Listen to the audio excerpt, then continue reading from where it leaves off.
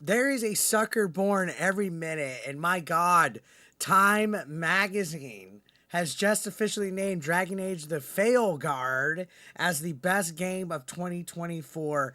How big was the check that Time Magazine got to say such a statement? We're talking about a game that hasn't even announced their sales figures yet, a game that didn't even hit 100,000 concurrent players on Steam, a game that has been a mega flop, one of the biggest disasters of 2024, and Time Magazine is saying that it's the game of the year. Holy cow, guys. So shout outs to Fandom Pulse. This is a article by Minimum Effort, Tebow. So shout outs to Tebow as well. I see you. So the mainstream media continues to expose their bias for games that push a progressive pro LGBT agenda by calling it the best game of 2024. Guys, they're not even hiding it at this point that they are all shills for the woke agenda. This game was DEI infected. We had the top surgery scars. We had that cringe cutscene where you get misgendered lectured and about the consequences of misgendering people and all that crap.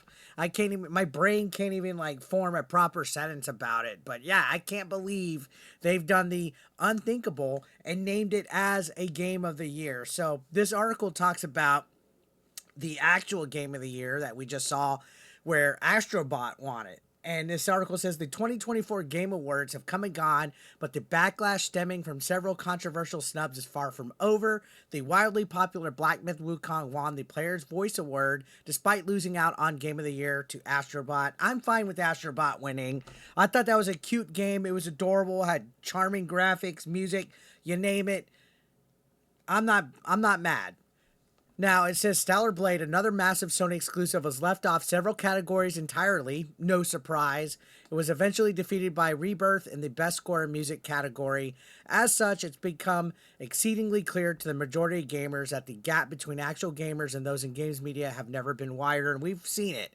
This Axis media that tries to act holier than thou. Oh, you guys aren't journalists. You guys don't have this, and you guys don't have access, and you guys don't know anything.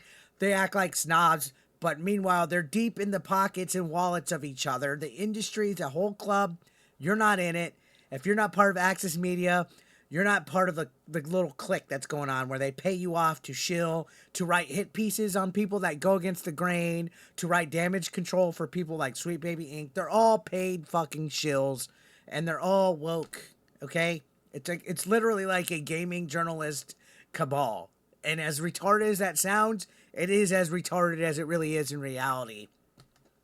Now, going on, this says in a move that seemed like an obvious attempt to incite outrage, Time released their top 10 best games of 2024 list 1 week ahead of the Game Awards, with several extremely questionable selections making it onto the list. The most notable titles that were left off were Space Marine 2 and Stellar Blade, two games that were both financially successful and very well received by audiences. But of course, we can't have Stellar Blade on there. Remember, we don't want the Gooners to be happy and have their jerk off material. Anyways, here's what they listed. Number one, they had Veilguard. Again, I think that takes up all credibility. If you think that that was a game of the year, let me sell you an oceanfront property in Arizona because you are gullible. You have no idea what video games are, much less for Veilguard to be a game of the year. Not even a top 10, in my opinion. Astrobot, which actually won Game of the Year from Jeff Keighley's award show, is number two. I could give that. I'm fine with Rebirth being number three as well. That's the game that I wanted to be Game of the Year. Then we have Silent Hill 2. We have Neva. I never even heard of that. Alan Wake 2. Night Springs in the Lake House. Are they ranking just the DLC or the game as a whole? Because Alan Wake 2 is not number 6 as far as the game of the year goes. This game didn't even make a profit for Remedy Inc., for Remedy Entertainment, or whatever the fuck that studio is called. Remedy did not make a fucking profit off of Alan Wake 2. So how is it in the top 10? Can somebody answer me that? Can somebody answer me that? How is that a top 10 game if it didn't even make the company a profit? After that, we got Wukong, which should easily be in the top 5. Star Wars Outlaws, are you kidding me?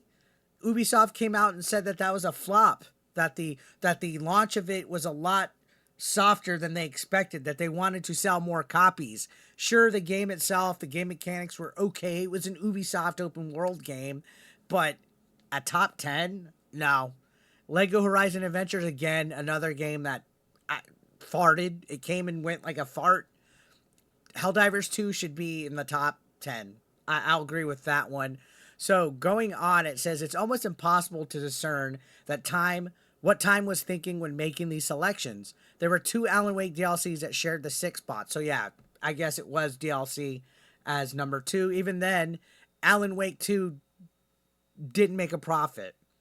Yet no inclusion of Shadow of the Erd Tree, the DLC for 2022 Game of the Year winner Elden Ring. Yeah, so that's weird. The actual Game Awards put Elden Ring's DLC in there, but this one didn't. They put Alan Wake 2's DLC instead. Could somebody make that make sense? Somebody? It says Alan Wake 2 is a title famously connected to a DEI consulting firm, Sweet Baby Inc. We've already covered that.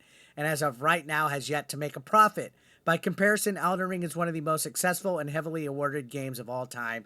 So yeah, you can already see the bullshit. It's almost like Time was wanting to make rage bait out of this whole thing.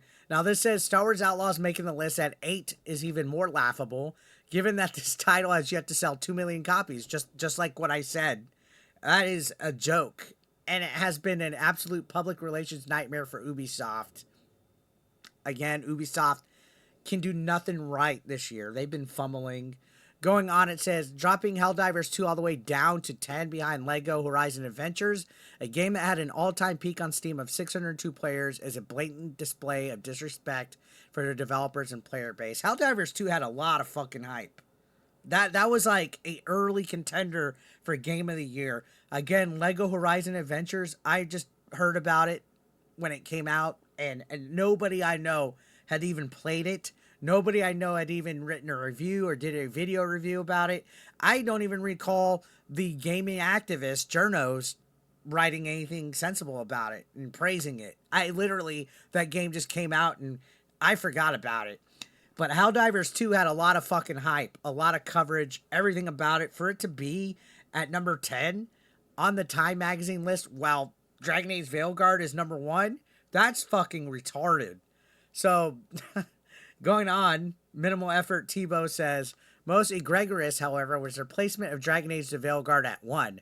This title from BioWare, the latest entry in the Dragon Age franchise after a 10-year hiatus, has been mocked and ridiculed by players far and wide for its heavy-handed use of things such as pronouns, non-binary characters, top surgery scars, and incredibly amateur storytelling, which is everything that we've talked about this game, which is just absolute cringe. God, I can't believe how bad of a job they did with Veilguard. I call it Failguard. So it failed so miserably at appealing to mass audiences that even the Game Awards only gave it 1 nomination in the accessibility category. That's bad. Likely due to their contracting of known accessibility consultant and trans representation enthusiast Laura Kate Dale. All right. So here's Laura Kate Dale. Only reason why they even got a nomination, I think they went empty-handed. I don't recall them winning anything, right? I kind of just barely paid attention to the Game Awards. I was at a watch party that YouTube invited me. So it says, regarding Dragon Age, Richard Newby wrote for Times. Now get this. First, hats off to what has to be the most advanced character creation system ever brought to video games. It's possible to spend hours just fine-tuning the look of your character, as everything from bone structure to tissue placement is considered from every angle. So he's praising the character creation system. Not even the fucking game. So is this why they're ranking it number 1? This cringe thing where you can put top surgery scars? Are you serious? They were so desperate to get people to play this game that the only good thing that people, and I've seen Shield Media, I've seen the Veilguard Twitter itself, the only thing they've ever really promoted was this character creation system. I've never heard them brag about the game at all. That is embarrassing. Continues to say, the character creator is also fully inclusive, not only in terms of race, but also gender. Who gives a fuck about any of this? And its inclusion of non-binary pronouns and flexibility with physical characteristics like hairstyles. Yeah, this makes it Game of the Year.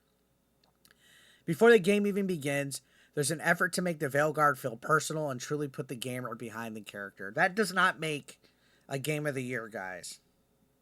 Fucking garbage. And you can see here's a screenshot where they're advertising their game top best video games of 2024. And somebody says, a banger reply. Damn, you need to fire your gaming journalist because Veilguard flopped harder than Black Adam and had just as much marketing. And you guys ranked it number 1. Wow. Now you can see this talks about Inverse recently putting out that article where Coring Bush, who's known as the ruler of RPGs, the conqueror of haters, what fucking cringe is that, basically said that it was because of a hate campaign that this game failed, right? They admitted it, and they push far left LGBTQ agendas with this whole nonsense. This is how it is. They're all activists that are working for this game, and they don't understand. Nobody wants this activism. We just want fun games. We don't even want it. I've heard somebody try to say that us rage bait right-wing grifters want only our politics in the games. No, I don't want any fucking politics in our fucking games. They admitted in this interview that the purpose wasn't to faithfully follow the established franchise, so they don't even want to follow the lore. They don't want to follow the source material and give longtime fans what they wanted, but rather to use it as a tool to force their own personal beliefs into the series by reinventing it. By the way, Coring Bush is a transgender. That's why this article is saying his. I don't remember what their dead name is, but they're all about pushing that agenda on it. They said, we have an incredibly diverse player base, and what I mean by that is their motivations and expectations. This becomes the biggest opportunity to continue that tradition of reinvention. So, a complete joke that Time Magazine ranked Veilguard at number 1. You gotta be kidding me. They're not even hiding that they're fucking woke shills at this point. Complete garbage, in my humble opinion. Complete garbage. Nobody's falling for this. Time Magazine, time and time again, no pun intended, just continues to make an ass out of itself and to reveal that they know absolutely nothing about having credibility when it comes to their writing. I cannot believe they had the audacity to put one of the biggest fails of a gaming release as number 1. So what are you guys' thoughts? Let me know your thoughts in the comment section down below. Don't forget to hit that subscription button. I'll see you on the next one.